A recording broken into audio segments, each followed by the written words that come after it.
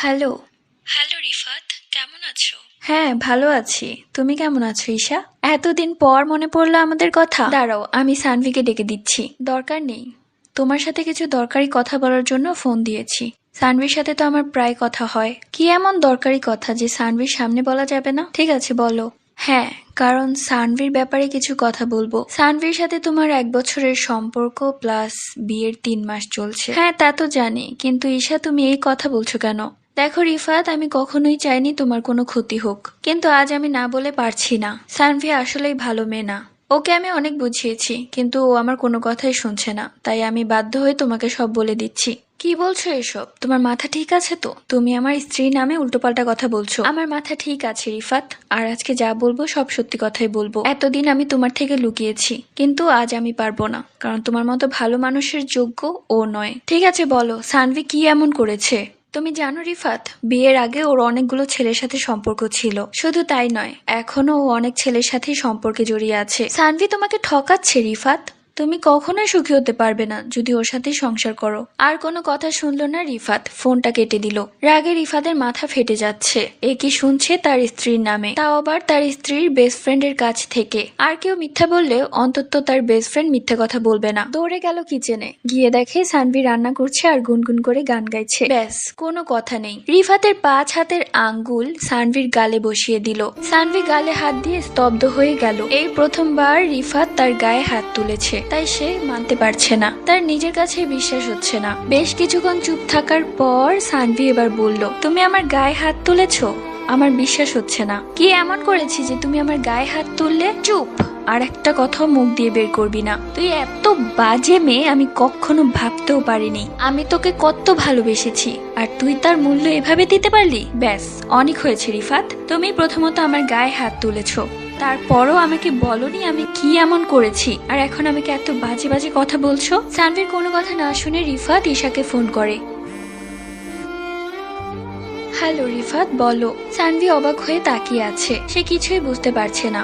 ঈশা, তুমি একটু আগে যা যা বলেছো তুমি এখন আবার বলো। আমার এত পরিমাণ ঘৃণা হচ্ছে যে আমি সেগুলো মুখেও আনতে পারবো না। একটু ঠান্ডা হও রিফাত, আমি তোমার মনের অবস্থাটা বুঝতে পারছি। শুধু তুমি কেন, যে কোনো স্বামী যদি তার বউয়ের ব্যাপারে এসব কথা শুনে তার রাগ হবে। সানভি মোবাইলটা হাতে নিয়ে বলল, কি বলছিস তুই এসব? রিফাতের হাত থেকে ফোনটা নিয়ে বললাম, ঈশা তুই কি পাগল হয়ে গিয়েছিস? তুই ইফাতকে কি বলেছিস? আর এসব কি বলছিস? তুই আমার বেস্ট ফ্রেন্ড, অ্যাটলিস্ট রিফাত না জানলো তুই আমার সম্পর্কে ভালো করেই জানিস। আর তুই এটাও জানিস যে রিফাত আমার ফার্স্ট লাভ। তাহলে আমি বিয়ের আগে অনেকগুলো রিলেশন করেছি, বিয়ের পর করছি, এসব কি? তুই আমার নামে মিথ্যা কথা কেন বলছিস? ও প্লিজ সানভি, চুপ কর। আর কত নাটক করবি? রিফাত ভালো মানুষ দেখে তোর এই নাটকগুলো চোখ বন্ধ করে সহ্য করেছে। ছেলেটাকে আর কত ঠকাবি? এবার অন্তত তোর আসল মুখোশটা বের কর। ঈশা, তুই আমার বেস্ট ফ্রেন্ড হয়ে আমার নামে এসব মিথ্যা কথা বলতে পারছিস? কি চাস তুই? তুই কেন এভাবে আমার সংসারটা নষ্ট করার জন্য উঠে পড়ে লেগে আছিস? ব্যাস, আর কোনো কথা শুনলো না রিফাত, ফোনটা কেটে দিল। চুপ কর সানভি, আর একটা কথাও বলবি না। তুই এক্ষুনি তোর ব্যাগ গুছা, এরপর তুই তোর বাপের বাড়ি চলে যাবি। আর হ্যাঁ, ডিভোর্স লেটারটা খুব শীঘ্রই পেয়ে যাবি। তোর মতো এরকম মিথ্যেবাদী আর ঠকবাজ মেয়ের সাথে আমি সংসার করব না। যা, বের হ আমার চোখের সামনে থেকে, এক্ষুনি সরে যা। আমিও তোমার সাথে থাকতে চাই না। যে ছেলে নিজের স্ত্রীকে অবিশ্বাস করে এবং অন্য একটি মেয়ের কথা বিশ্বাস করে আমার গালে চড় দেয়, তার সাথে আমিও থাকতে চাই না। ও হ্যালো, অন্য একটা মেয়ে মানে? সে তো তোর বেস্ট ফ্রেন্ড, আমার থেকেও তোকে অনেক গুণ ভালো চেনে, তাই তো তোর সব কুকর্মগুলো আমার কাছে বলে দিয়েছে। আমার ভাবতেও অবাক লাগছে, আমার নিজের স্বামী আমাকে আজকে অবিশ্বাস করছে, আমার চরিত্রে দাগ লাগিয়ে দিয়েছে। একদিন তুমি ঠিক বুঝতে পারবে যে আমি পবিত্র ছিলাম। আমি কখনো কোনো ছেলের সাথে সম্পর্কে জড়াইনি তুমি ছাড়া। আজ তুমি আমার বান্ধবীর কথায় আমাকে ছেড়ে দিচ্ছ তো দাও, সমস্যা নেই, কিন্তু খুব শীঘ্রই তুমি বুঝতে পারবে। কিন্তু তখন তুমি আফসোস করবে শুধু। আমি তোমার কাছে আর কখনোই আসবো না। এই বলে আমি ব্যাগ গুছিয়ে রিফাতের বাড়ি থেকে বের হয়ে গেলাম। রাস্তা দিয়ে হাঁটছি, চোখ দিয়ে টপ টপ করে পানি পড়ছে। ইস, যে মানুষটাকে ভালোবেসে বিশ্বাস করে বিয়ে করেছিলাম সারাটা জীবন থাকার জন্য, সে মানুষটাই আজকে অন্যের কথায় আমাকে অবিশ্বাস করে বাড়ি থেকে বের করে দিল। আর আমার বেস্ট ফ্রেন্ড যাকে আমি নিজের বোনের থেকেও বেশি আপন ভাবতাম, সে আমার সাথে এরকমটা করবে কখনোই ভাবতে পারিনি। কিছুক্ষণ পরেই সানভি তার বাপের বাড়িতে এসে হাজির। মা দরজা খুলে সানভিকে এই অবস্থায় দেখে খুবই চিন্তায় পড়ে গেল। কি হয়েছে সানভি, তোর এই অবস্থা কেন? চোখ টোক ফুলে গাল লাল হয়ে আছে, কি হয়েছে তোর? আমি কোনো কথা বললাম না, সোজা আমার রুমে চলে গেলাম। রুমে গিয়ে দরজা লাগিয়ে দিলাম, কাঁধ থেকে ব্যাগটা নিচে ফেলে বিছানা শুয়ে হাউমাউ করে কাঁদতে লাগলাম। অন্যদিকে দেখা যায় রিফাতকে ঈশা কল করেছে। হ্যালো, হ্যাঁ বলো, শুনছি। সানভি কি চলে গিয়েছে? হ্যাঁ, ও চলে গিয়েছে, আমি ওকে বের করে দিয়েছি। আহারে, ওর জন্য আমার খুব মায়া হচ্ছে। আমি কেন যে তোমাকে বলতে গেলাম, ভালো করেছো, নয়তো ওর সত্য কখনোই জানতাম না। কি করব বলো, তোমার জন্য আমার খুব মায়া হয়, চলো দেখা করি। রাত 1:30 বাজে। সানভির চোখে ঘুম নেই, কাঁদতে কাঁদতে চোখটা ফুলে গেছে। সে কখন থেকে মেয়েটা দরজা বন্ধ করে রেখেছে। সানভির মা কিছুক্ষণ পর পর গিয়ে দরজা নক করছে, কিন্তু সানভি দরজা খুলছে না। সানভির বাবা, আপনি একটু দেখেন না কি হলো মেয়েটার সাথে। সকালেও তো খুব সুন্দর কথা বললাম, তাহলে হঠাৎ করে কি হলো? যে আমার সাথে ঝগড়া হয়নি তো আবার? আরে সানভির মা, এটা ওদের ব্যক্তিগত ব্যাপার, তুমি এইসব বিষয়ে মাথা ঘামিও না। তোমার আমার বিয়ের পর কম ঝগড়া হয়েছে? দুজন দুজনের থেকে আলাদা, ঠিক বুঝতে পারবে, এরপর সবকিছু ঠিক হয়ে যাবে। আর যত ঝগড়া হবে তত ভালোবাসা বাড়বে। এরই মধ্যে সানভি দরজা খুলে তার রুম থেকে বেরিয়ে এলো। মেয়েটার দিকে তাকানো যাচ্ছে না, চেহারার একই অবস্থা। সানভি, মা আমার, খেতে আয়। যখন থেকে এসেছিস না খেয়ে বসে আছিস দরজা বন্ধ করে। আমরা তো তোর মা বাবা, তুই কেন আমাদেরকে এভাবে কষ্ট দিচ্ছিস? ঠিক আছে মা, খাবার দাও। এরপর অল্প কিছু খাবার খেয়ে মাকে বললাম, মা ছাদের চাবিটা কোথায় রেখেছো? ছাদের চাবি দিয়ে কি করবি এত রাতে? দাও না, ভালো লাগছে না, একটু বাতাস খেয়ে আসি। আরে সানভির মা, তুমি এত কথা বাড়াচ্ছ কেন? চাবিটা এনে দাও। হাতে ডায়েরিটা নিয়ে ছাদে চলে গেল সানভি। ছাদে উঠে ছাদের গেটটা ভিড়িয়ে দিল। এরপর সানভি তার দোলনায় বসে তার ডায়েরিটা খুললো। আমি সানভি। ছোটবেলা থেকে আমার এক অন্যরকম ভালো লাগা হচ্ছে ডায়েরি লেখা। কিন্তু যখন আমাদের এই বাড়িটি তৈরি করছিল, আগের বাড়ি থেকে সব জিনিসপত্র আনার সময় আমার সেই ছোট্টবেলা থেকে ক্লাস 10 পর্যন্ত ডায়েরিটা হারিয়ে যায়। অনেক খুঁজেছি কিন্তু পাইনি। সেই দিন আমি প্রচন্ড কান্না করি। আমার কান্না দেখে আমার বাবা সেই দিনই আমাকে নতুন একটি ডায়েরি কিনে দেয়, যে ডায়েরিতে এখন আমি লিখছি। এসএসসি পরীক্ষা দেওয়ার পর কলেজে অ্যাডমিশন হলাম। কলেজটা ছিল সরকারি, কেননা আমি এসএসসি তে জিপিএ 5 পেয়েছিলাম। প্রথম যখন ক্লাসে ঢুকলাম তখন দেখলাম সেখানে অনেক ছেলে মেয়ে। দূরের এক বেঞ্চে একটা মেয়ে বসে আছে একা। আমি তার কাছে গিয়ে বসলাম। মেয়েটা আমাকে দেখে বলল, হাই, আমি ঈশা, তোমার নাম কি? আমার নাম সানভি। ফার্স্ট ক্লাসে আমরা দুজন দুজনের সাথে পরিচিত হয়ে এত গল্প করা শুরু করলাম যে সবাই আমাদের কথায় বিরক্ত হচ্ছিল, তবুও আমাদের কথা থামছিল না। এমনি দেখতে দেখতে কয়েকটা দিন কেটে গেল। আমি প্রত্যেক দিন কলেজে যেতাম, ঈশাও প্রত্যেক দিন কলেজে আসতো। আমি ঈশাকে নিজের আপন বোনের থেকেও বেশি ভাবতে শুরু করলাম। ও হয়ে উঠলো আমার বেস্ট ফ্রেন্ড, মানে আমার বেস্ট ফ্রেন্ড, অন্য কারো না। ও আমাকে নিজের বেস্ট ফ্রেন্ড ভাবতে শুরু করলো। হয়ে গেলাম দুজন দুজনের প্রাণপ্রিয় বেস্ট ফ্রেন্ড। এরপর শুরু হলো ওরা আমাদের বাড়িতে আসা যাওয়া, আর আমিও ওদের বাড়িতে যেতাম। এমনি দেখতে দেখতে কেটে গেল 5 মাস। কলেজে নতুন একটি ছেলে এসেছে আমাদের ক্লাসে। আমাদের ক্লাসের শফিক স্যারের ভাতিজা, নাম তার রিফাত। ছেলেটা খুবই সুদর্শন, যেমন তার হাইট তেমন তার গায়ের রং। ঈশা তো বলেই বসলো, দেখিস এই ছেলেটাকে আমি বিয়ে করেই ছাড়বো। এই ছেলেটাকে আমার হেব্বি ভালো লেগেছে। পাগল হয়ে গেছিস ঈশা? তুই কি কলেজে পড়তে এসেছিস নাকি বিয়ে করতে এসেছিস? তুই যাই বলিস সানভি, এই ছেলেটাকে আমার হেব্বি ভালো লেগেছে, এটাকে তো আমি পটিয়েই ছাড়বো। আমি ঈশাকে বারবার বোঝাচ্ছিলাম, দেখ এখন এসব কিছুই করিস না, কেননা এখনো আমাদের পড়াশোনা বাকি আছে, তারপর ক্যারিয়ার, আর এইসব প্রেম ভালোবাসা করলে সময় নষ্ট আর জীবনেরও অনেক ক্ষতি হয়ে যায়। সানভি, তুই থামবি? তুই আমাকে এত জ্ঞান দিচ্ছিস কেন? দেখ না ছেলেটা কত হ্যান্ডসাম। যেভাবেই হোক এই ছেলেটাকে আমাকে পটাতেই হবে। ধুর ঈশা, তোকে বোঝানোটাই আমার ভুল হয়েছে, তোর যা ইচ্ছা তুই কর। এরপর ঈশা রিফাতের কাছে গিয়ে বলে, হাই, আমি ঈশা। ও হ্যালো, আমি রিফাত। আচ্ছা আমরা কি ফ্রেন্ডশিপ করতে পারি?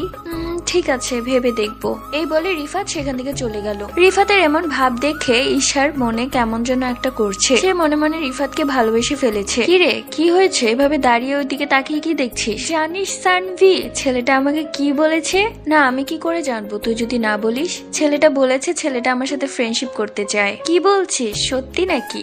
আরে হ্যাঁ, আমি মিথ্যা কথা বলবো তোর সাথে? তা ভালো তো, ফ্রেন্ডশিপ কর, কিন্তু হ্যাঁ আমাকে কিন্তু ভুলে যাস না। সানভি, তুই যে কি বলিস না, তোকে আমি ভুলে যাবো কি করে? তুই আমার বেস্ট ফ্রেন্ড। এরপর কলেজ ছুটি হওয়ার পর যে যার বাড়িতে চলে গেলাম। তখন মা আমার রুমে এসে বলল, ঈশা তোকে কল করেছে আমার ফোনে, নে কথা বল। হ্যালো ঈশা, কি হয়েছে বল। জানিস কলেজের ওই ছেলেটা রিফাত, ওর সাথে আমি দেখা করতে যাব। ভালো তো, যা। কিন্তু আমি একা কি করে যাব? তোকেও সাথে করে নিয়ে যাব। পাগল হয়েছিস? আমার মা বাবা জানলে আমাকে এক্ষুনি মেরে ফেলবে। আরে কেউ জানবে না। কোত্থেকে জানবে? আমি এখন রেডি হয়ে তোর বাসায় আসছি। এরপর আমরা বলবো যে আমরা একটু ফুচকা খেতে যাব, আর তুই একটু রেডি হয়ে নে। দেখ ঈশা, তোর এসব কাহিনী আমার ভালো লাগছে না। আর তুই তো ভালো করে জানিস ছেলেদের সাথে কথা বলতেও আমার আনইজি ফিল হয়। সানভি, এত কথা বলিস না। তুই আমার বেস্ট ফ্রেন্ড না? তো বেস্ট ফ্রেন্ডের জন্য এতটুকু করতে পারবি না? আচ্ছা ঠিক আছে, আয়। এরপর ঈশা তৈরি হয়ে আমার বাড়িতে এলো। আমি সেই দিন একটা নীল রঙের 3 পিস পরেছিলাম আর চুলগুলো এক সাইডে এনে বেনি করেছিলাম। ঈশা সেই দিন লাল রঙের একটা 3 পিস পরেছিল, আর ওর চুলগুলো যেহেতু ছোট তাই ওর চুলগুলো ছাড়া ছিল। যাই হোক, ওকে দেখতে খুব মিষ্টি লাগছিল। এরপর আমরা একটা ফুচকার দোকানে গিয়ে বসলাম। ঈশা, তুই শিওর ছেলেটা আসবে? আরে হ্যাঁ, ওর সাথে ফেসবুকে আমার অ্যাড হয়েছে, আর সেখান থেকে ওকে আমি বলেছি আসতে, আর ও বলেছে আসবে। ঈশা, আমার না খুব ভয় করছে, যদি কেউ দেখে ফেলে। উফ, তুই যে কি বলিস, কে দেখবে? আর কেউ দেখলে তুই বলে দিবি যে আমার বয়ফ্রেন্ড হয়। কয়েক সেকেন্ডের মধ্যে রিফাত সেখানে চলে এলো। সেই দিন রিফাত একটা কালো রঙের শার্ট পরেছিল, তাকে দেখতে খুব সুন্দর লাগছিল। রিফাত সেদিন আমার দিকে কেন যেন বারবার তাকাচ্ছিল, যেটা দেখে আমার কেমন যেন আনইজি ফিল হচ্ছিল। তাই আমি বারবার ঈশাকে বলছিলাম যে তোরা থাক, আমি চলে যাই, আমার মা আমার জন্য চিন্তা করছে। কিন্তু ঈশা আমাকে বারবার আটকে রাখছিল, বলছিল একসাথে যাব। এক পর্যায়ে রিফাত আমাকে বলল, হাই, আমি রিফাত, তোমার নামটা কি জানতে পারি? তখন আমি তাকে কিছু বলার আগেই ঈশা বলল, ওর নাম হচ্ছে সানভি, ও আমার বেস্ট ফ্রেন্ড। এরপরও রিফাত আরো অনেক কিছু জিজ্ঞেস করে, কিন্তু আমি একটা জিনিস খেয়াল করলাম, আমি কোনো কথা বলার আগেই ঈশা আমার হয়ে সবকিছু বলছে, যেটা দেখে রিফাত কিছুটা বিরক্ত হচ্ছিল ঈশার উপর। এরপর কিছু সময় যাওয়ার পর আমি ঈশাকে বললাম, ঠিক আছে ঈশা, তুই থাক, আমার এখন বাড়িতে না গেলে মা যে কি করবে। এরপর তড়িহড়ি করে সেখান থেকে বের হয়ে গেলাম। মোট কথা সেখানে আমার একটুও ভালো লাগছিল না। যাই হোক, বাড়িতে এসে ফ্রেশ হয়ে নিলাম। মা আমাকে জিজ্ঞেস করছিল, ফুচকা খেয়েছিস? আমি বললাম হ্যাঁ খেয়েছি।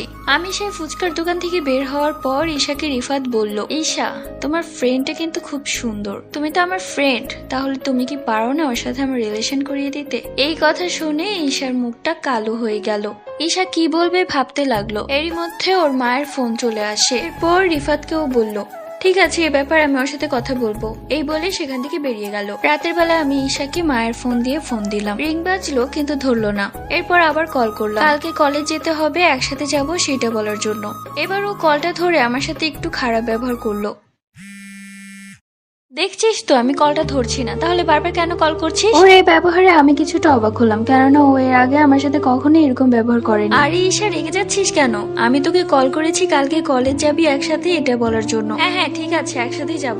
আচ্ছা আমি রাখি, আমি একটু ব্যস্ত আছি। এই বলে ঈশা কলটা কেটে দিল। ঈশার এই ব্যবহারে আমি কিছুটা কষ্ট পাই। পরদিন কলেজে যাওয়ার পর ঈশা আমার সাথে খুব ভাব মেরে বসে আছে। রে ঈশা, তোর কি হয়েছে আমাকে একটু বলবি? কালকে তোকে কল করলাম, তুই কি ব্যবহারটা না করলি, আর আজ কলেজে এসেও কথা বলছিস না। কি হয়েছে তোর? কি আর বলবো বল, তোর উপর আমার কোনো রাগ নেই, রাগটা হচ্ছে ওই রিফাত ছেলেটার উপর। কেন? ওই ছেলেটা আবার কি করেছে জানিস? ছেলেটাকে কত ভালো মনে করেছিলাম, কিন্তু ছেলেটা খুবই বাজে। তুই চলে যাওয়ার পর তোকে নিয়ে যে কি খারাপ খারাপ কথা বলেছে সেটা আমি মুখেও আনতে পারবো না। মানে কি বলেছে ছেলেটা? আরে কালকে যে তুই নীল রঙের 3 পিস পরেছিলি, তোর দিকে কিভাবে তাকাচ্ছিল। শুধু তাই নয়, তুই চলে যাওয়ার পর ও কি বলেছে জানিস? বলেছে তোমার বান্ধবী এত ভাব নেয়, মনে হয় বিশ্ব সুন্দরী। এইসব মেয়ে আমার কাছে কোনো বেল নেই, তোমার বান্ধবীকে পুরাই ছাপড়ি লাগে। ঈশার মুখে এই সমস্ত কথা শুনে আমার রাগে মাথা ফেটে যাচ্ছে। কি এইসব কথা বলেছে ছেলেটা আমাকে নিয়ে? ছেলেটাকে ভালো মনে করেছিলাম, কিন্তু ছেলেটা যে এতটা বাজে কখনোই ভাবতে পারিনি। সব দোষ তোর,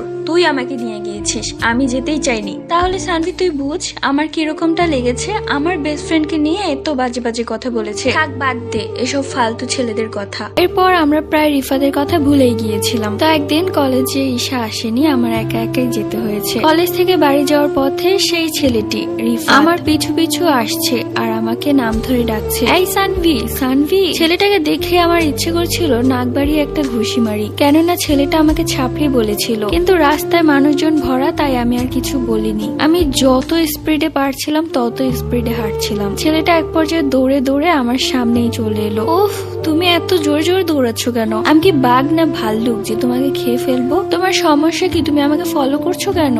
আমি কিন্তু ক্লাসের ম্যামকে বলে দিব। এই আমি তোমাকে ফলো করিনি, আমি জাস্ট তোমার সাথে একটু কথা বলতে চাই। কিসের কথা? আমি তোমার সাথে কোনো কথা বলবো না। আর এমনিতেও তুমি খুব বাজে, আমি তোমাকে ভালো মনে করেছিলাম, তুমি আমার বান্ধবীর কাছে এসব কথা বলেছো, সেটা শুনেই আমার রাগ হচ্ছে। মানে আমি আবার তোমার বান্ধবীকে কি বললাম? থাক, এখন ভালো স্বাস্থ্য হবে না, প্লিজ আমার পথ ছাড়ো তো, আমাকে বাড়ি যেতে দাও। আর একটু পর আমার বাবা এই রাস্তা দিয়ে যাবে, যদি তোমাকে দেখেছে তো তোমাকে এখানেই মেরে ফেলবে। ও তাই নাকি? ঠিক আছে মারুক, আমিও না হয় একটু মার খেলাম। ঈশা সত্যি কথাই বলেছে, তুমি যে একটা ফালতু ছেলে সেটা বুঝেই যাচ্ছে। ঈশা আমাকে ফালতু বলেছে? ও আচ্ছা, এখন আমি বুঝতে পারছি। ঈশাকে আমি তোমার সাথে রিলেশন করিয়ে দিতে বলেছিলাম আর ও তোমার কানে উল্টোপাল্টা ভরেছে। দাঁড়াও, ওকে আজকে পেয়ে নেই।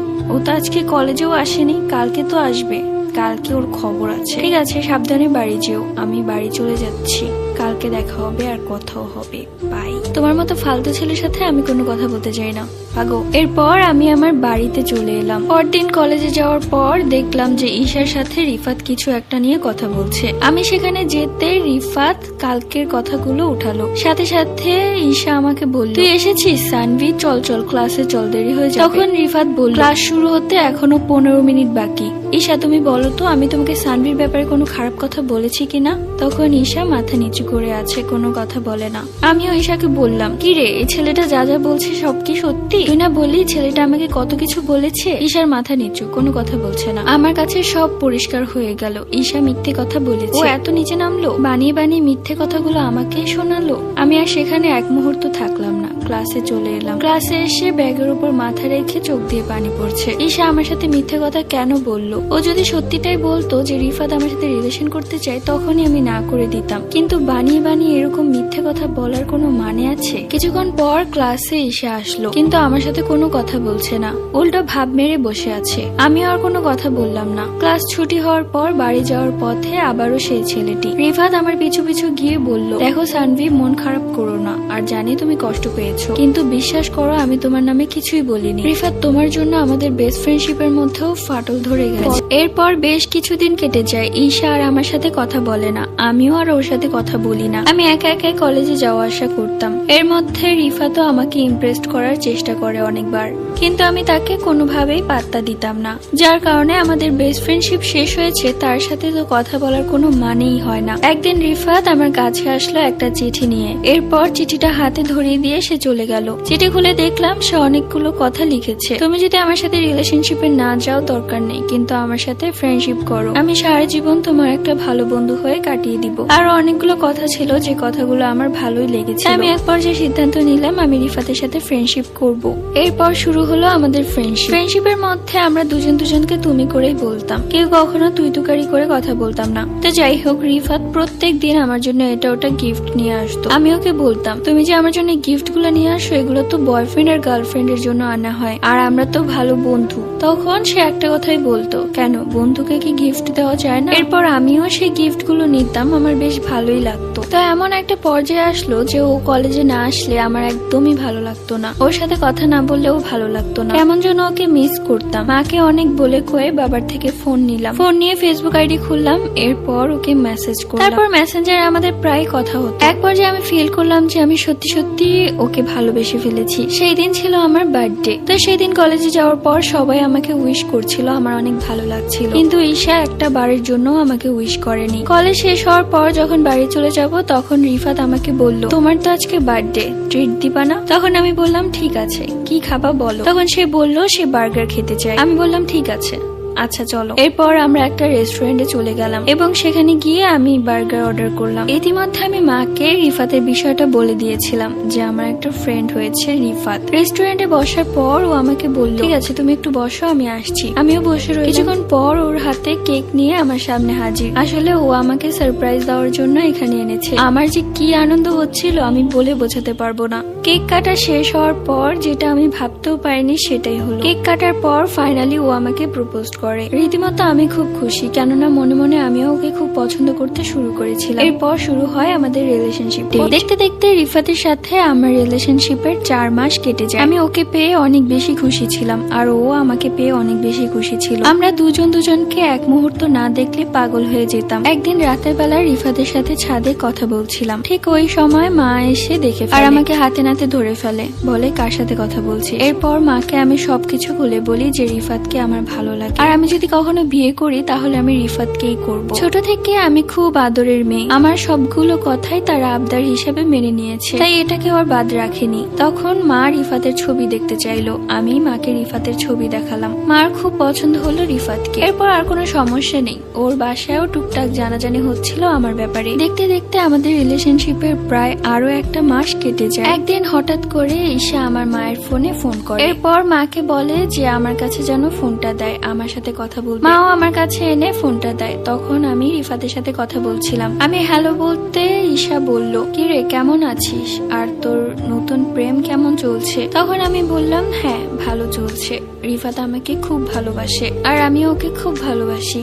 এরপর ঈশা আর কোনো কথা বাড়ালো না, বলল দেখা করবি আমার সাথে? আমি বললাম ঠিক আছে, আজকে বিকেল বেলা দেখা করব। এরপর ও আমার বাড়ির কাছে আসলো, আমিও বাড়ি থেকে বের হলাম। এরপর আমাদের বাড়ি থেকে কিছুটা দূর আমরা হেঁটে হেঁটে কথা বলতে লাগলাম। ঈশা বলছিল যে ওর আমার নামে এসব কথা বলা একদমই ঠিক হয়নি, যার কারণে সে অনুতপ্ত। কিন্তু এখন রিফাত আর আমার রিলেশনশিপের কথা শুনে সে খুবই খুশি। যাক, এইসব কথা শুনে আমারও বেশ ভালো লাগছে।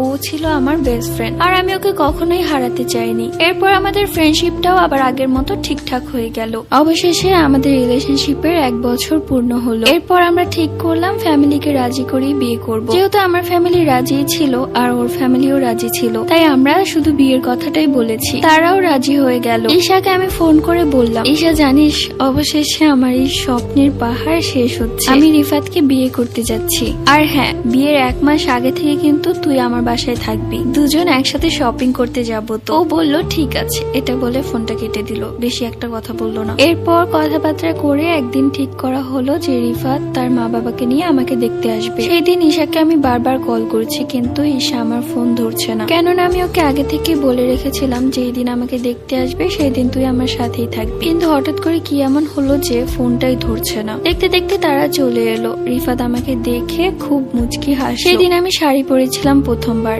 ও আমাকে বলল তোমাকে খুব সুন্দর লাগছে। এরপর আমার পরিবার এবং রিফাতের পরিবার মিলে বিয়ের দিন তারিখ ঠিক করা শুরু করলো। আর রিফাতের সাথে তো আমার কথা হয়েই যাচ্ছে। দেখতে দেখতে ঘনিয়ে এলো বিয়ের সময়। আমার গায়ে হলুদের দিন আমি ঈশাকে বারবার ফোন করছি, কিন্তু ও কল ধরছে না। গায়ে হলুদে আসেনি। বিয়ের দিন সকালবেলা মাকে ওদের বাড়িতে পাঠালাম। মা গিয়ে দেখলো ওদের বাড়ি তালা মারা। মা ওদের বাড়িতে গিয়ে দেখলো বাড়ি তালা মারা আছে। এরপর মা আমাকে এসে বললো ওদের বাড়ি তালা মারা। আমি কিছুটা চিন্তিত হয়ে পড়লাম, আমার বিয়ের দিন ও কোথায় গেল? ওকে অনেকবার ফোন করলাম কিন্তু ফোন বন্ধ। দেখতে দেখতে চলে এলো বরপক্ষ। সবাই খুব আনন্দে ছিল, আমিও ছিলাম, কিন্তু আমার বারবার ঈশার কথা মনে পড়ছিল। হয়ে গেল আমার বিয়ে। আমি চলে গেলাম রিফাতের বাড়িতে, মানে আমার শ্বশুর বাড়িতে। এরপর ভালোই সময় কাটতে লাগলো। রিফাত আমার খুব কেয়ার করতো, আমাদের সংসারটা খুব সুখের ছিল। এরই মধ্যে আমি অনেকবার ঈশার ফোন ট্রাই করেছি, কিন্তু ওর ফোন বন্ধ। মনে হচ্ছিল সিম চেঞ্জ করে ফেলেছে। হঠাৎ এভাবে গায়েব হয়ে যাওয়াতে আমি খুব চিন্তায় পড়ে গেলাম, ওর আবার কিছু হয়নি তো? মাকে বারবার ফোন করে বলতাম ওরা বাড়িতে আসছে কিনা তুমি একটু খেয়াল রেখো, তুমি 2 দিন পর পরই ওদের বাড়িতে যেয়ে দেখবে, যদি তালা মারা না থাকে তাহলে তুমি ওদের বাড়ির ভেতরে যাবে অথবা আমাকে বলবে, আমি যাব। এরপর মা 2-1 দিন গিয়েছিল, গিয়ে দেখে তালা মারা। এরপর আর যায়নি। কেটে গেল বিয়ের 2 মাস। একদিন হঠাৎ ঈশা আমাকে কল করলো। ওর কল পেয়ে আমি আর কোনো কথা জিজ্ঞেস করলাম না, সোজা বললাম কোথায় ছিলি তুই? তুই কেন আমার বিয়েতে আসিসনি? কতবার ফোন করেছি কিন্তু ফোন বন্ধ। তখন ঈশা বলল ও নাকি ওর মামার বাড়িতে ছিল, ওর মামা খুব অসুস্থ ছিল, যার কারণে ওদেরকে সেখানে যেতে হয়েছে। যেহেতু ওর মামার ওদের ছাড়া আর কেউ আপন বলতে নেই। আমি বললাম ঠিক আছে, এখন বল দেখা করবি কবে? ও বলল সময় হলে দেখা করব। এরপর ও প্রায় কল দিত, আমিও কথা বলতাম। যখন আমাদের বিয়ের 3 মাস চলে তখন ও আমাকে কল না করে রিফাতকে কল করলো। আর এর পরের ঘটনা তো তোমরা জানোই। আর যারা যারা জানো না অবশ্যই এই গল্পের প্রথম পর্বটি দেখবে। আর মায়া গল্পের 1 থেকে বাকি পর্বগুলো তোমরা আমার প্লেলিস্টে পেয়ে যাবে, সো সেখান থেকে তোমরা দেখে এসো। গল্পে ফিরে যাচ্ছি। এরপর ডায়েরিটা বন্ধ করলাম, চোখ দিয়ে টলমল করে পানি পড়ছে। হঠাৎ করে রিফাত কেন এরকমটা করলো, আর কেনই বা ঈশা তার নামে মিথ্যে কথা বলল? আমি তো কখনোই ঈশাকে আমার আপন বোন থেকে কম ভাবিনি, তাহলে কেন ও আমার এত বড় ক্ষতি করলো? এমনি কেটে গেল আরো 2টা দিন। খাওয়া দাওয়া সব বন্ধ করে দিলাম, শুধু কান্না করতাম আর রিফাতের কথা ভাবতাম, আমার প্রথম ভালোবাসা। ও একটা বারও আমাকে কলও করেনি। ঈশার কথাগুলো বিশ্বাস করে আমাকে মেরে বের করে দিল। তাই আর সহ্য করতে না পেরে আমি ওকে কল করলাম। ও সব শেষে সে কি চায় সেটাই জানার জন্য। দুবার রিং বাজলো কিন্তু ও আমার ফোনটা ধরলো না। এরপর আমি আরেকবার ফোন দিলাম, ভাবলাম যে এবার যদি না ধরে তাহলে আর ফোন দিব না, কিন্তু এবার কলটা ধরলো। আমি হ্যালো বলতেই ওপাশ থেকেও হ্যালো বললো, কিন্তু কণ্ঠটা রিফাতের নয়, ঈশার। রিফাতের ফোন দিয়ে ঈশা কথা বলছে। আমার তখন খুব রাগ হলো। আমি ওকে বললাম, রিফাতের ফোন তোর কাছে কি করছে? কেন, কি করছে তুই জানিস না? এখন থেকে রিফাতের ফোন আমার কাছেই থাকবে, তাই ওকে যেই কল করুক না কেন আমার সাথে প্রথমে কথা বলতে হবে। ঈশা, বেশি বাড়াবাড়ি করিস না, রিফাতকে কলটা দে। বাড়াবাড়ির এখন কি দেখেছিস? ঈশা আমার সাথে খুব খারাপ ব্যবহার করলো, এতটাই খারাপ ব্যবহার করলো যে এটা আমি ওর থেকে কখনোই আশা করিনি। যাকে নিজের আপন বোনের মতো ভেবেছিলাম সেই আজকে আমার পিঠে ছুরি বসালো। কিন্তু রিফাত, ওর সাথে তো আমার 1 বছরের সম্পর্ক, আমার ভালোবাসার মানুষ, তার কি একটা বারও আমার কথা মনে পড়ছে না? নাকি সে ঈশাকে পেয়ে আমাকে ভুলে গেছে, আর নিতে পারছে না এসব। যখনই রিফাতকে ফোন দিয়ে ঈশা কল ধরে আর আমাকে আজে বাজে বলে ফোন কেটে দেয়। বাবার বাড়িতে থাকা অবস্থায় আশেপাশের আত্মীয় স্বজনরা আমাকে খারাপ কথা বলতে লাগলো, বললো আমি নাকি সংসার করতে পারি না স্বামীর। তারা সবাই আমাকে খারাপ বলল, বিবাহিত মেয়ে বাপের ঘাড়ে বসে খাচ্ছে, লজ্জা শরম নেই, এই সেই আরো কত কথা। কিন্তু আমার বাবা মা কখনোই আমাকে বুঝতে দেয়নি যে আমি তাদের উপর বোঝা হয়ে আছি। সব সময় আমাকে সাপোর্ট করেছে, পাশে দাঁড়িয়েছে। সেই দিন মাকে জড়িয়ে ধরে খুব কাঁদলাম আর বললাম, মা আমি আর বাঁচবো না, আমার আর বাঁচতে ইচ্ছে করছে না। যাকে আমি এতটা ভালোবাসলাম সে কিনা অন্য একটি মেয়ের জন্য আমাকে ভুলে গেছে, আমাকে নিজের থেকে দূরে সরিয়ে রেখেছে। আর সহ্য করতে পারছি না মা, আমার সংসারটা যে ভেঙে যাচ্ছে। মা আমাকে সান্ত্বনা দিল এবং বলল, ঠিক আছে তুই কাঁদিস না, দেখছি কি করা যায়। এরপর মা বাবা আমাকে না জেনিয়ে ওদের বাড়িতে গেল। ওদের বাড়িতে গিয়ে মা বাবা যা দেখলো তা দেখে মা বাবার চোখ কপালে উঠে গেল। ঈশা সেই বাড়িতে আছে, কোমরে বাড়ির চাবি গুজে সারা বাড়িতে নিজের শাসন চালাচ্ছে, দেখে মনে হচ্ছে সেই বাড়ির বউ। ঈশাকে এই অবস্থায় দেখে মায়ের মাথা গরম হয়ে গেল। মা ঈশাকে খুব ভালো জানতো, সব সময় নিজের মেয়ের চোখে দেখতো। তখন ঈশার গালে কষিয়ে একটা চড় মারলো এবং বলল, শয়তানি কালমুখী, তোকে আমি কতটা ভালো জেনেছিলাম, কিন্তু তুই আমার মেয়ের সংসারটা এভাবে নষ্ট করছিস। এই বাড়িতে কেন এসেছিস তুই? তখন ঈশা মাকে বলল, এই বাড়ি থেকে বের হয়ে যান, আর কখনো যদি এই বাড়ির সীমানায় দেখেছি তাহলে ঝাঁটা মেরে বিদায় করব। এসব কথা শুনে আমার মা বাবা অবাক হয়ে গেল, এই মেয়ে কি বলছে এসব। পেছন থেকে রিফাত আসলো। রিফাত এসে ঈশাকে বলল, কে এসেছে জান? তখন ঈশা বলল, কে এসেছে দেখতে পারছো না? আমার মেজাজ খুব গরম হচ্ছে। রিফাত, তুমি এখনই তাদেরকে ঘাড় ধাক্কা দিয়ে বের করে দাও, নয়তো আমার থেকে খারাপ আর কেউ হবে না। আজব ব্যাপার, ঈশার সবগুলো কথা রিফাত মানছিল। রিফাত আমার বাবা মায়ের সাথে খুব খারাপ ব্যবহার করতে লাগলো। এক পর্যায়ে আমার বাবা মায়ের ঘাড় ধাক্কা দিয়ে বাড়ি থেকে বের করে দিল। আমার বাবা মা খুব অবাক হয়ে গেল, এটা কি সেই রিফাত যে কিনা আমার মেয়েকে পাগলের মতো ভালোবাসতো? কি অবস্থা হয়েছে তার আজ, এত অবনতি। কখনো আমাদেরকে সালাম ছাড়া কথাই বলতো না, আজ ঈশার একটা কথায় আমাদেরকে ঘাড় ধাক্কা দিয়ে বের করে দিল। সেই দিন বাবা মা মনে খুব কষ্ট পেয়েছিল, কাঁদতে কাঁদতে বাড়িতে এলেন। দরজা খুলে দেখলাম মা বাবার চোখে পানি। আমাকে দেখেই তারা চোখ মুছতে লাগলো। আমি তাদের বললাম, কি হয়েছে, তোমরা কান্না করছো কেন? তারা চোখে পানি নিয়েও হেসে বলল, কিছুই হয়নি রে মা, সবই আমাদের কপাল। তখন আমি মাকে বললাম, তুমি এই কথা কেন বলছো? তখন মা বাবা আমাকে একবারের জন্য বলল রিফাতের কথা ভুলে যেতে। মা বলল, রিফাত ছেলেটা তোর উপযোগী নয়, আমরা ডিভোর্সের ব্যবস্থা করব। আমি বুঝতে পারছিলাম না মা বাবা কেন এই কথা বলছে। এরপর মা বাবা তার রুমে চলে গেল। আমি ভাবতে লাগলাম হঠাৎ করে কি এমন হলো যে বাবা মা এরকম কথা বলছে। এরই মাঝে রিফাতের কল আমার ফোনে। ওর কলটা পেয়ে আমি বেশ খুশি হয়ে গেলাম, হয়তো ও ওর ভুলটা বুঝতে পেরেছে। তাই আমি কোনো কিছু না ভেবে কলটা ধরলাম। কলটা ধরতেই রিফাতের ফোন দিয়ে ঈশা ফোন করেছে। ঈশার গলা। আমি বললাম, ঈশা তুই কিন্তু অনেকবার বেড়েছিস, রিফাতকে কলটা দে। ঈশা কোনো কথা না বলে আমাকে বলল, ও আচ্ছা, তোর মা বাবা তাহলে তোকে সবকিছু বলে দিয়েছে? আমি বললাম, মানে? ঈশা বলল, তোর মা বাবাকে তোর রিফাত ঘাড় ধাক্কা দিয়ে বাড়ি থেকে বের করে দিয়েছে, তাও আবার আমার কথায়। তুই তাহলে বুঝ রিফাত আমাকে কতটা ভালোবাসে। ওর মুখে এসব কথা শুনে আমার মাথা গরম হয়ে গেল। আমি তখন বললাম, তোর এত বড় সাহস, তুই আমার মা বাবাকে ঘাড় ধাক্কা দিয়ে বের করে দিয়েছিস? তুই যা করছিস মোটেও ভালো করছিস না, তোকে আমি নিজের বোনের মতো ভেবেছিলাম, কিন্তু আজ তুই তোর রূপ দেখিয়ে দিয়েছিস। এই বলে আমি যেই না ফোনটা রেখে দিব অমনি ঈশা আবার বলে উঠলো, ফোনটা রাখার আগে আরেকটা কথা শুনে নে, রিফাত তোকে খুব শীঘ্রই ডিভোর্স লেটার পাঠিয়ে দিবে আর আমি রিফাতকে বিয়ে করব। আমি চাই তুই তোর বাবা মাকে নিয়ে আমার আর রিফাতের বিয়েতে আয়। এই কথা শুনে আমার মাথা গরম হয়ে গেল। আমি সঙ্গে সঙ্গে ফোন কেটে দিলাম। রাগে ফুঁসতে থাকলাম আর চোখ দিয়ে পানি পড়ছে। আমার মা বাবার সাথে ওরা খারাপ ব্যবহার করেছে, এতটা খারাপ ব্যবহার করতে পারে আমি ভাবতেও পারিনি। আমি তখন মা বাবার রুমে গেলাম আর মা বাবাকে বললাম, তোমাদের সাথে ওরা এরকম করেছে তুমি আমাকে বলনি কেন? তখন মা আমাকে জড়িয়ে ধরে কাঁদতে লাগলো আর বলল, জানিস মা, আমি কল্পনাও করতে পারিনি যে রিফাত আমাদের সাথে এত খারাপ ব্যবহার করবে। আমার সবকিছুই দুঃস্বপ্ন মনে হচ্ছে এগুলো আমি স্বপ্ন দেখছি, বাস্তবে সবকিছু ঠিক আছে। এমনি কেটে গেল আরো 2টা দিন। আমার খাওয়া দাওয়া সবকিছু শেষ, ঘুমাইও না, শুধু চোখ দিয়ে পানি পড়ে। মা বাবাও কাঁদে আমার জন্য। প্রহর গুনতে লাগলাম রিফাত কখন আমাকে ডিভোর্স লেটার পাঠাবে। ওকে ডিভোর্স লেটার পাঠাতে পারবে তো? যাই হোক, 2 দিন পর আমাদের বাড়িতে এলো আমার খালা, মানে আমার মায়ের ছোট বোন। মাকে এইভাবে কাঁদতে দেখে আমার খালা খুব চিন্তায় পড়ে গেলেন। আসলে সেই বিষয়টা জানতেন।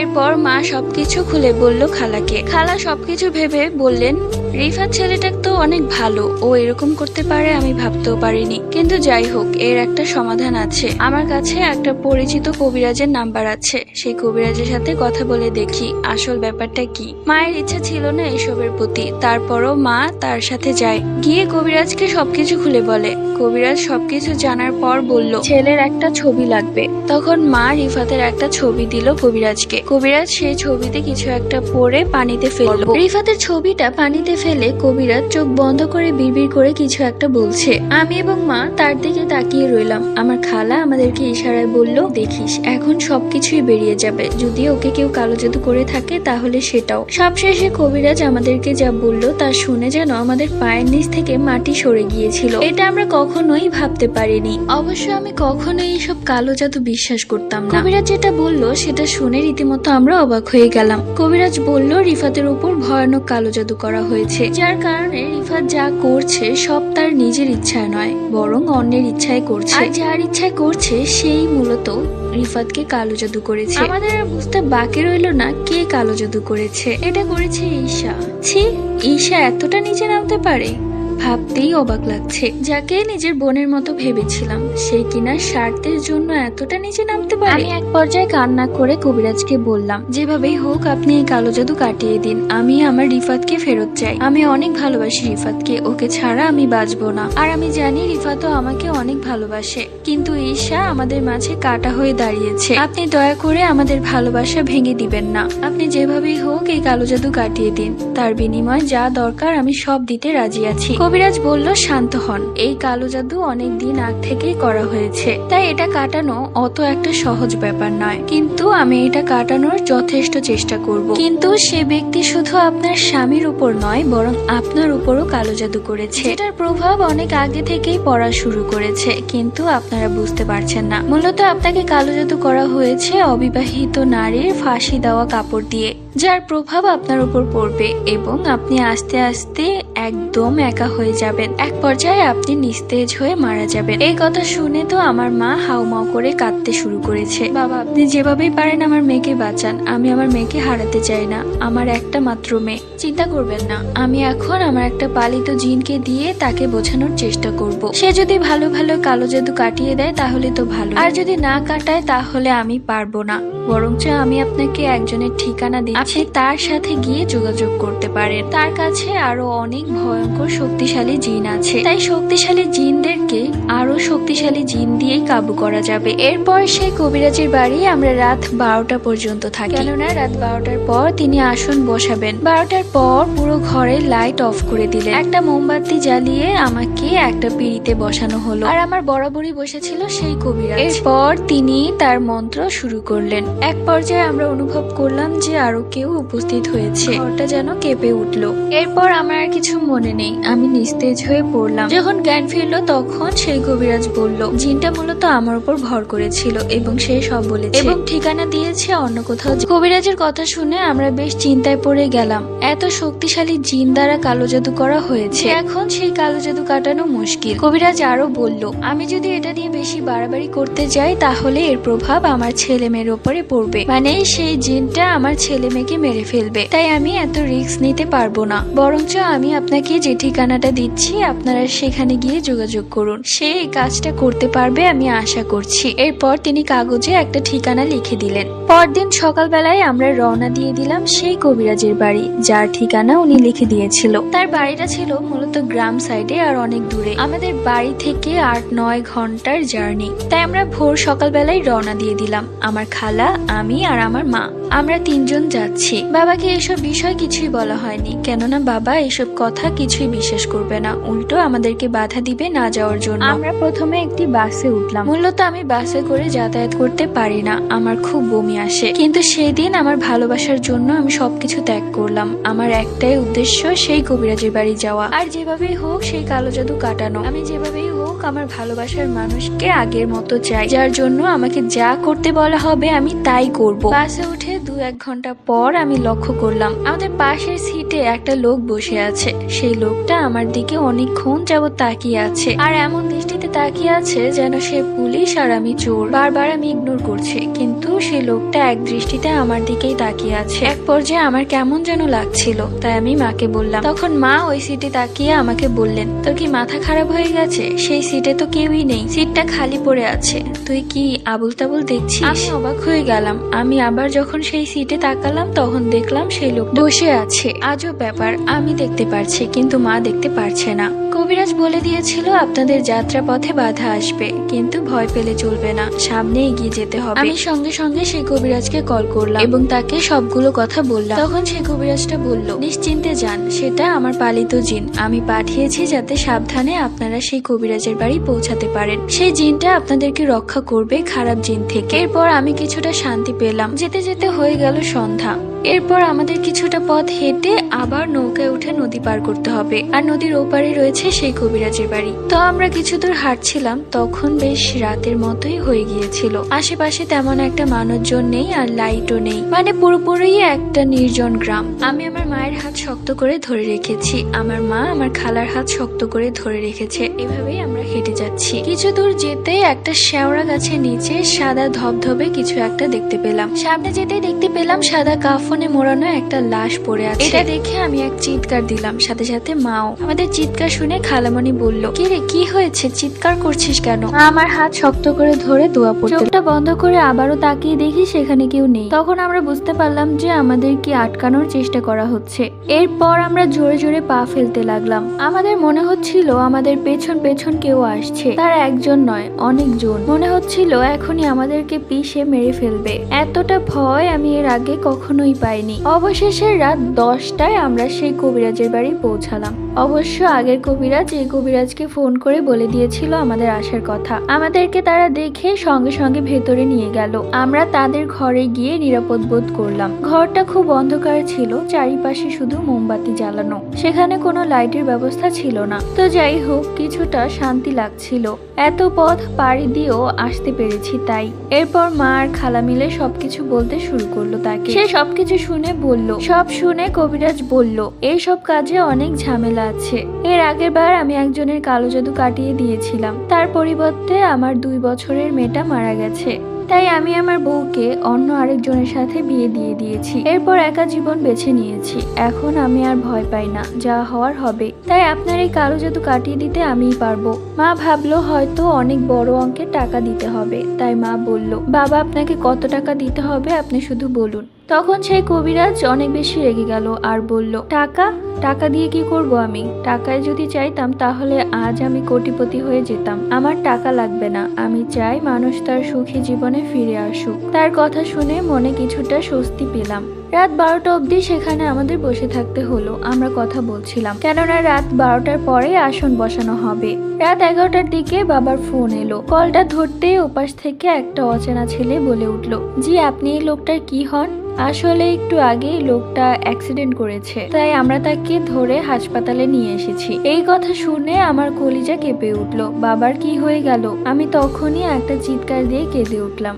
সাথে সাথে মা আমার হাত থেকে ফোনটা নিয়ে বলল, উনি আমার স্বামী হয়। কে বলছেন আপনি? ওনার কি হয়েছে? তখন সে ছেলেটা বলল যে তার অ্যাক্সিডেন্ট হয়েছে। এই কথা শুনে আমি নিজেকে কোনোভাবে আটকে রাখতে পারছিলাম না। আমি তখনই সিদ্ধান্ত নিলাম এক্ষুনি আমি চলে যাব। আমি আমার বাবাকে হারাতে চাই না। বাবা যদি আমার জীবন থেকে চলে যায় তাহলে আমি আরো একা হয়ে পড়বো। মাকে বললাম, মা চলো, আমরা পরেও আসতে পারবো, কিন্তু বাবাকে বাঁচাতে হবে। তখন সেই কবিরাজ আমাদেরকে থামিয়ে দিয়ে বলল, শান্ত হন, এটা তাদের চাল। একবার এই ঘর থেকে আপনাদেরকে বের করতে পারলেই তারা মেরে ফেলবে, তাই মাথা ঠান্ডা রেখে আপনার বাবাকে আবারও ফোন করুন। আমি যেই না বাবাকে ফোন করব ঠিক তখন দেখলাম একটু আগে যে নাম্বার দিয়ে কল এসেছিল সেটা গায়েব হয়ে গেছে। আজব ব্যাপার, আমার কল লিস্টে সেই নাম্বারটা নেই। আমি তড়িঘড়ি করে বাবাকে কল করলাম। কাঁদো কাঁদো গলায় বাবাকে জিজ্ঞেস করলাম, বাবা তোমার কি হয়েছে? তুমি ঠিক আছো তো? তখন বাবা বলল, কেন, আমার আবার কি হবে? আমি তো টিভি দেখছিলাম, কি হয়েছে? বাবার মুখে একথা শুনে কিছুটা স্বস্তি পেলাম। তখন বাবাকে বললাম, বাবা তুমি সাবধানে থেকো, আমরা কালকেই চলে আসব। এই বলে ফোনটা কেটে দিলাম। দেখতে দেখতে বেজে গেল 12টা। কবিরাজ বসলেন আসনে। ঘরে জিন প্রবেশ করলো।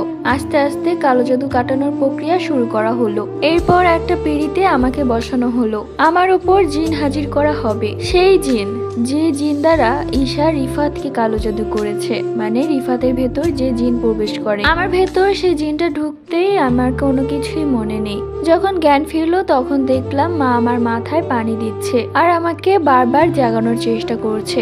ঘড়িতে সময় দেখলাম 1টা বাজে। মা আমাকে হাসি মুখে বলল, সবকিছু ঠিক হয়ে গেছে মা। আমি অবাক হয়ে গেলাম, কি ঠিক হয়ে গেছে? আমার তো কোনো কিছুই মাথায় ধরছে না। তখন সেই কবিরাজ বলতে শুরু করলো, তোমার ভেতর জিন প্রবেশ করানো হয়। সেই জিনটা এসে প্রথমে অনেক বেশি পাগলামো করছিল এবং বাড়ি ঘর একদম কাঁপিয়ে তুলছিল। তারপর আমি তাকে শান্ত করে বললাম, তুমি কেন এরকমটা করছো? তখন সে বলে উঠলো, তার ওস্তাদ মানে আরেকটা কবিরাজ তাকে অনেক ভোগের মাধ্যমে এই কাজটি করতে বলেছে এবং কিছু ভোগ দিয়েছে। কাজ শেষ হওয়ার পর সে বাকি ভোগ দিবে। আর তার কাজ হলো আমি রিফাতের ভেতর ঢুকে তাদের সম্পর্কটা আগে বিচ্ছেদ করব এবং আস্তে আস্তে সানভি মেয়েটাকে মেরে ফেলবো। এরপর ঈশা এবং রিফাতের বিয়ে হয়ে যাবে। তখন সে জিনকে আমি অনেক বুঝিয়েছি এবং একটা পর্যায়ে সে রাজি হয়েছে। তাকে বলেছি, তুমি যেটা করছো সেটা অন্যায়, কেননা দুজন স্বামী স্ত্রীকে আলাদা করা অনেক বড় একটা পাপ। আর তোমাকে সে কবিরাজ যে ভোগের কথা বলেছে তার থেকেও দ্বিগুণ ভোগ আমরা তোমাকে দেব। তুমি এই কাজটা করা বন্ধ করে দাও। এক পর্যায়ে সেই জিনটা রাজি হয়েছে। তাকে 2 হাঁড়ি মিষ্টি এবং 60টা কালো মোরগ এক দামে কিনে ভোগ দিতে হবে। রাত 12টার দিকে এবারের পেছনের পুকুরে সেগুলো রেখে দিয়ে আসতে হবে, তাহলে সে তার ভোগ পেয়ে যাবে এবং সে কাজগুলো বন্ধ করে দিবে। এইসব কথা শুনে আমি বেশ খুশি হয়ে যাই। আমি তখনই মাকে বললাম, চলো যা যা লাগবে আমরা কিনে নিয়ে আসি। কিন্তু কবিরাজ তখন আমাদের যেতে দিলেন না, বললেন যে কাল সকালে কিনো, এত রাতে বাহিরে যাওয়াটা বিপদ। এরপর রাতের বেলা সেখানটাই আমরা কাটিয়ে দিলাম। তাদের 2টা রুম ছিল, একটা রুম আমাদেরকে দেওয়া হলো। রাতে কেউই ঘুমায়নি দুশ্চিন্তার কারণে, সবাই জেগেছিলাম। সকালবেলা যা যা দরকার আমি, খালা আর মা মিলে সবগুলো কিনে নিয়ে আসলাম একদমে। এরপর সে কবিরাজকে বুঝিয়ে দিলাম। এরপর তাকে তার হাত দিয়ে 101 টাকা বুঝিয়ে দিয়ে আমরা সেখান থেকে রওনা দিলাম আমাদের বাড়ির উদ্দেশ্যে। বাড়িতে এসে দেখলাম বাবার মুখে ভয়ের ছাপ। আমি বললাম, কি হয়েছে বাবা? তখন বাবা বলল, জানিস কাল রাতে না আমি খুব ভয় পেয়েছি, মনে হচ্ছিল ঘরে আমি ছাড়াও অন্য কেউ আছে। এরপর বাবাকে সান্ত্বনা দিয়ে বললাম, ওসব কিছু না, ওসব তোমার মনের ভুল। রাত 10টায় রাতের খাবার খাচ্ছি, ঠিক সেই মুহূর্তে কলিং বেলটা বেজে উঠলো। আমি অবশ্য গিয়ে দরজা খুলতে চেয়েছিলাম, কিন্তু মা বলল তুই খা। আমি গিয়ে দরজা খুলছি। মা দরজা খুলে তো অবাক, রিফাত এসেছে। তখন মা রিফাতকে কোনো কথা শোনালো না, কেননা মা তখন বুঝেছিল যে রিফাতের এতে কোনো দোষ নেই, যা করিয়েছে সব ঈশা করিয়েছে। তাই মা ওকে আসতে বলল। রিফাত তো মাকে দেখে কান্না শুরু করে দিল এবং মায়ের পা ধরে কান্নাকাটি শুরু করে দিল। মা আমাকে মাফ করে দিন, আমি কেন যে আপনার সাথে এত খারাপ ব্যাপার করেছি আমি নিজেও জানি না। আপনাদের বাড়িতে কত আসতে চেয়েছি কিন্তু আসতে পারিনি। সানভি কোথায়? সানভি এরপর বাহির থেকে ও দৌড়ে এসে আমার পা জড়িয়ে ধরে কাঁদতে লাগলো। ওকে এভাবে কাঁদতে দেখে আমি তাড়াতাড়ি ওকে আমার বুকে জড়িয়ে নিলাম। আমিও কেঁদে ফেললাম। আমি বললাম, তুমি কেন কাঁদছো? চিন্তা করো না রিফাত, সব ঠিক হয়ে যাবে। এরপর রিফাত সবার কাছেই মাফ চাইলো। রিফাত সেই দিন খুব কাঁদছিল। ওর চোখে আমি প্রথমবারের মতো পানি দেখেছিলাম। বেচারা নিজেও জানে না ওর জীবনে কত কিছু ঘটে গেছে, আর এই সব কিছুর জন্য দায়ী ওই শয়তান ঈশা, যাকে নিজের বোনের মতো ভেবেছিলাম। এরপর সেই দিন রাতে রিফাত আমার রুমেই থাকে। সেই দিন আমরা দুজনকে জড়িয়ে ধরে কাঁদি অনেকক্ষণ। রিফাতের ফোনে ফোন করেই চলেছে ঈশা। রিফাত বারবার ওর ফোনটা কেটে দিচ্ছে। এবার রিফাতের ফোন ধরলাম আমি। হ্যালো রিফাত, তুমি আমার ফোন ধরছো না কেন? তুমি কোথায় গেছো? রিফাত ফোন ধরবে কি করে? ও তো আমার বাসায়। আরে সানভি তুই? হ্যাঁ, কেন, তুই কাকে ভেবেছিলি? সানভি, কাজটা কিন্তু একদম ঠিক হচ্ছে না। রিফাতের কাছে ফোনটা দে। কেন দিব? আমার স্বামীর সাথে তুই কেন কথা বলবি? তোর কোনো অধিকার নেই আমার স্বামীর সাথে কথা বলার। নেক্সট টাইম আর কোনোদিনও ফোন দিবি না। সানভি, এটা কিন্তু তুই একদম ঠিক করছিস না। বলছি রিফাতকে ফোনটা দে, নয়তো এবার তোর এমন অবস্থা করব। সত্যি? আমার কি অবস্থা করবি তুই? যা করার তা তো আগেই করেছিস, আর তুই এতটা নিচে নামতে পারবি আমি কখনোই ভাবতে পারিনি ঈশা। যাই হোক, তোকে বলে রাখি, তুই আমার কিছুই করতে পারবি না, আর তুই নেক্সট ডে রিফাতেরও কিছু করতে পারবি না। তুই গুনতে থাক তোর শেষ পরিণতির জন্য। এই বলে আমি ফোনটা কেটে দিলাম। রিফাত আমার সামনে ওর নাম্বারটা ব্লক করে দিল। এরপরও দু একবার অন্য একটা নাম্বার দিয়ে ট্রাই করেছিল। রিফাত সেই নাম্বারটাকেও ব্লক করে দিয়েছে। এখন তোমাদেরকে বলি, কালো জাদু তো সে করলো, একটা সুন্দর সংসার ভেঙে সে অনেক মজাও পেয়েছে। এতে কষ্ট হয়েছে যাদের সংসার ভেঙেছে তাদের, কিন্তু কালো জাদু যে করলো তার কি কিছু হবে না? হি হি হি, অবশ্যই হবে। একটা কথা আছে না, আল্লাহ ছাড় দেয় কিন্তু ছেড়ে দেয় না। 6 বছর পর অবশেষে সানভি এবং রিফাতের বিয়ের 7টা বছর পূরণ হলো। অবশ্য সানভি এবং রিফাতের ফুটফুটে একটি মেয়ে হয়েছে, যার বয়স 3 বছর। সানভি এখন অনেকটাই সংসারিক হয়ে গেছে। সারাদিন সংসার, নিজের বাচ্চা এবং তার স্বামীকে নিয়ে ব্যস্ত। আর রিফাতও অনেকটাই সংসারিক হয়ে গেছে। সে যেন সানভিকে নিজের চোখে হারায়। তার একমাত্র ভালোবাসার মানুষ সানভি এবং তার মেয়ে।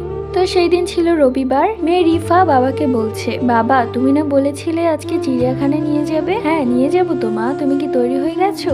হ্যাঁ হয়েছি তো, মা তৈরি করে দিয়েছে। এরপর আমি, আমার মেয়ে রিফা এবং রিফাতকে নিয়ে বের হলাম চিড়িয়াখানার উদ্দেশ্যে। গাড়িটা হঠাৎ জ্যামে পড়লো।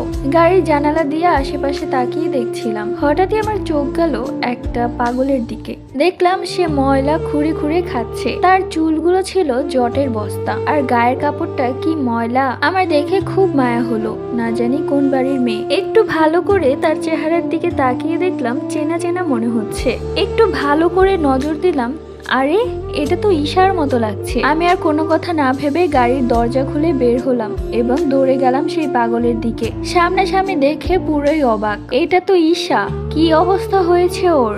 রিফাত আমাকে সেই পাগলটার সামনে দাঁড়িয়ে থাকতে দেখে ও বাহিরে বের হলো এবং আমার কাছে এসে বলল, কি হয়েছে সানভি, তুমি এখানে কেন এলে? রিফাত দেখলো আমার চোখের কোণে পানি। তখন রিফাত সেই পাগলটার দিকে তাকালো এবং রিফাতও চিনতে পেরেছে এটা ঈশা।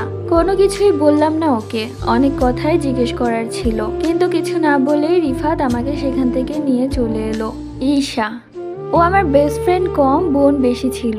কতটা ভালোবাসতাম তোকে, নিজের বেস্ট অফ বেস্ট ফ্রেন্ড ভাবতাম। আর আজকে তুই তোর নিজের কর্মের জন্য কোন পরিস্থিতিতে আছিস। দোয়া করি তোর মতো বেস্ট ফ্রেন্ড যেন কারো কপালে না আসে। সো বন্ধুরা, আবারও প্রমাণিত হলো যে কালো জাদু কখনোই কারো ভালো কিছু বয়ে আনে না। তুমি সামান্য সুখের জন্য এবং অন্যের সংসার ভেঙে কালো জাদু নামক নিকৃষ্ট কাজ করবে, আর তার পরিণতি সুখের হবে ভেবেছো? কখনোই না। কাউকে কষ্ট দিয়ে কেউ কখনোই ভালো থাকতে পারে না। হয়তো তোমরা অনেকেই ভাবছো আপু তুমি অনেক বেশি কথা বলো, কিন্তু লাস্ট একটা কথা বলবো সেই আপুদের জন্য যারা এখন অন্যের বয়ফ্রেন্ড বা হাজবেন্ডকে নিয়ে ভাবছো তোমরা অনেক বেশি সুখী। কিন্তু বোন, তোমরা যদি একটা বারও বুঝতে যাদের হাজবেন্ড বা বয়ফ্রেন্ডকে তোমরা কেড়ে নিয়েছো তাদের অবস্থাটা কি হচ্ছে, কখনোই এই কাজটা করতে পারতে না। কেউ কাউকে কষ্ট দিয়ে কখনোই সুখী হতে পারে না। তাই এখনো সময় আছে, তাদেরকে আবারও মিলিয়ে দাও। হয়তো বা এর পরিবর্তে তুমি অনেক ভালো কিছু পাবে। আর সবাই ভালো থেকো, আর আমার জন্য দোয়া করো বেশি বেশি, যাতে এরকম সুন্দর সুন্দর গল্প তোমাদের জন্য নিয়ে আসতে পারি। আল্লাহ হাফিজ।